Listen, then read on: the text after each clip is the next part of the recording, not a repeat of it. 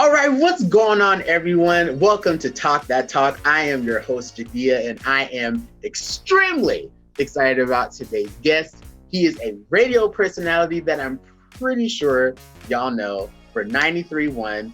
And also, if you've ever been to the lobby, which we will get into that in a little bit, but if you've ever been to the lobby, he's also the host of that. So he's a radio personality, he's a host, a great host, and he also can sing a little. Just saying. I'm just saying. So everybody, welcome to the show, Snacks. Yes, sir. Thank you for saying a little. Yeah. Because when you say, you can sing anything other than with an ing, people really think you can sing. And when they see you on the streets, they want to, hey, can you sing this? One, I don't know the words, but two, I'll give you a little bit. All right. But that's the thing. You really can sing though. Like I remember the very first time when I heard you, because first of all, I mean, I only knew you as radio personality. So when you started singing, I was just like, get out of here. I Because think I think I say think what? the same time you found out I could sing was the same time everybody else found. That was the first lobby that I hosted, and that's when you had did was it Prince? Yeah. Be good. Yeah, yeah, Came on that's the, and nobody knows that you came on the stage with flip flops on and killed and lit the damn stage up. look, I'm telling you, I was going through some things, and that's why I Yeah, had to wear those flip flops. I'm like, this is not. I had a little bit of a foot injury and no shoes. I don't I think I don't think anybody. If you would have came up there barefoot like Jesus, I don't think anybody would have cared the way you sung.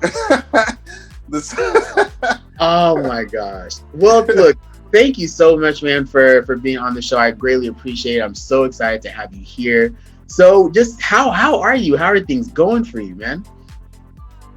uh, this pandemic has slowed a lot of things down for sure. Just Yeah, not for me, but a lot of people and a lot of creatives rather. This has been a right. struggle for a lot of creatives because you can't really get out. And my creative side is more, promoting events. Um, and although the lobby is not one of my events, but it's something I help strongly in. So, things like that. The third Sundays that we were doing, the day parties that we were doing, all that, when all that shuts down, it's like, all right, what? My job consists of entertaining. So when you shut that stuff down, it's like, all right, well, phase two. Or you start thinking about, all right, get into other things. So Yeah, I've been good. I've still been traveling, yeah. acting like there's not a whole pandemic going on. But but when I do, Responsibility. yeah. Yeah. When I do, I am responsible and I am safe when I do so. But all in all, man, I've been good. I've been just hanging out, just waiting for life to open back up. Man, aren't we all like for real? So, Yeah. really, I guess so. The first question that I have, so for anyone who may not know who you are, which I mean, I guess there's people who don't know you, but for the few who don't know who you are, who is Snacks? Like, tell them a little bit about you. Oh, well, you'll be surprised on how many people don't know me, but I'm a person that loves fabuloso, and I put it in my smallest pot, and I turn it on the stove to make my house smell good. Look, That's it really does smell amazing though, like yeah. for sure. You can have a 3-story house and put some fabuloso on the stove, and your house, you would have thought, a maid came through. So that's what I do. Although I do clean my house because I do have OCD and I cook a lot. So I am one. I am from the Midwest. A lot of people don't know that I'm from the Midwest. I was born and raised in St. Louis, Missouri. Oh, okay, I Uh, didn't even know that. yeah, so a lot of people in California think I've been living here all my life, and for whatever reason, until they hear me talking, they're like, "Oh no, you got an accent. You're not from here."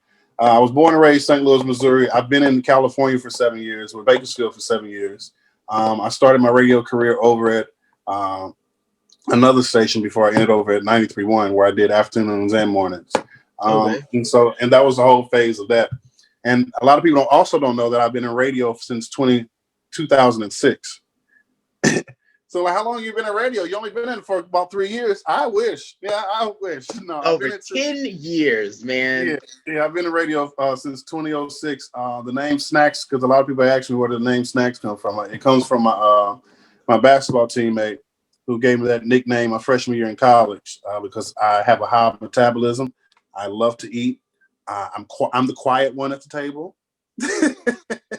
So you look, just going back, I'm sorry, real quick. So going back to you having a high metabolism. So you're the guy that us big people hate. We can't stand y'all. Cause look, you know what I'm No, saying? You honestly, before I moved here, I was much bigger than what I was. okay. Like when I show people, I will have to go back and find pictures because I got rid of a lot of them because I didn't want to see myself that way. But before I moved out here, I lost, yeah, I lost a ton of weight. So I wasn't always this way because Okay. after my basketball career in college, I was like, man, I got freedom. I don't have to work out anymore. I have to get up at 6 a.m. in the morning. Yeah, and all that caught up to me fast. And they say once you get after 30, watch what you eat because the weight come on fast. Well, Oh, well, so much for that one, huh? yeah, yeah, yeah. So, Yeah. okay. So so why entertainment? Why radio? Like how did that start? I always knew I wanted to do radio since I was a junior in high school. So I around 16, 15, no, 16, 17. And so I got into an internship down in down from a station down the street from my high school. And then fast forward, I got into radio again in 2006, my sophomore year in college. So I always knew music has always been a part of my life. Singing, I played for two churches. I played the drum for two churches. I dibble and dab with the keyboard. And the organ is difficult, but you know, if you can play the keyboard, you can pretty much play the organ until you figure out your footwork. Yeah, yeah. And it's through it's pretty much through my family. My whole pretty much my dad's side of the family are all the singers. And so I'm really the most entertaining one in my family, but everybody a lot of my family members can sing. So that's probably where I got the singing side from. I got the drums from my dad, so I started playing the drums at 4, and I picked up the piano at 7, singing and piano at Oh 7. wow. Okay. Yeah, and I just got my keyboard back, so I'm excited to do it because I play by ear. I went to those music lessons are boring. They're very boring. Are, are they? They're very boring, and I got rid of it at 7. I came back around 12 to start. Um, Playing by ear, and then I let it go once I moved out here because I left all my keyboards and drum sets back home. So I also used to do stage plays, so that's why the stage is so much easy for me, and being Uh, impromptu um, has come easy for me. But I honestly, because you say who is Snacks, it's two different people. Because Snacks is the entertainer right. and knowing when to turn the switch on and off, but still has a humbleness about him. My everyday person is just chill, laid back.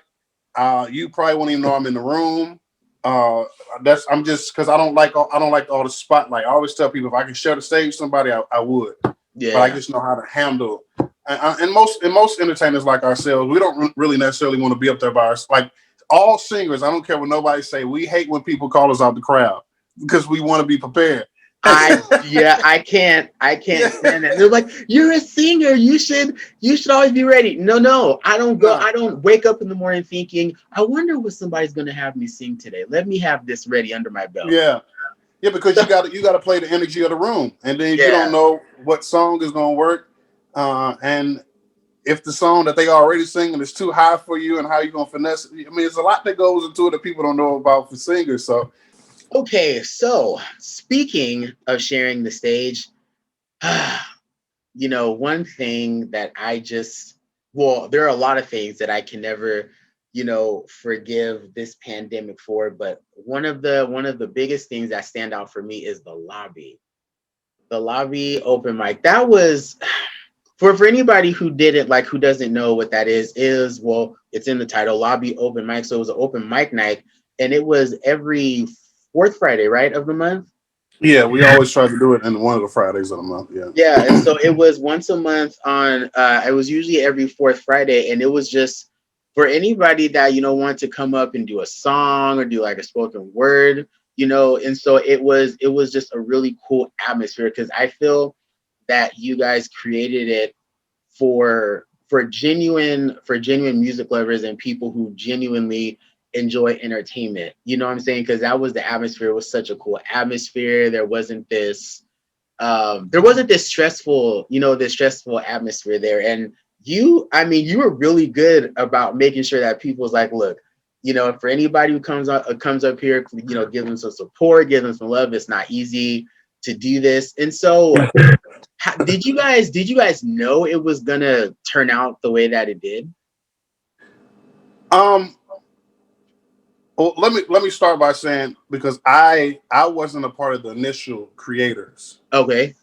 And Lord knows the name slipped my mind right now. Mimi and her husband were the initial creators, right along with Brandy and Elise. Oh, yes. Okay.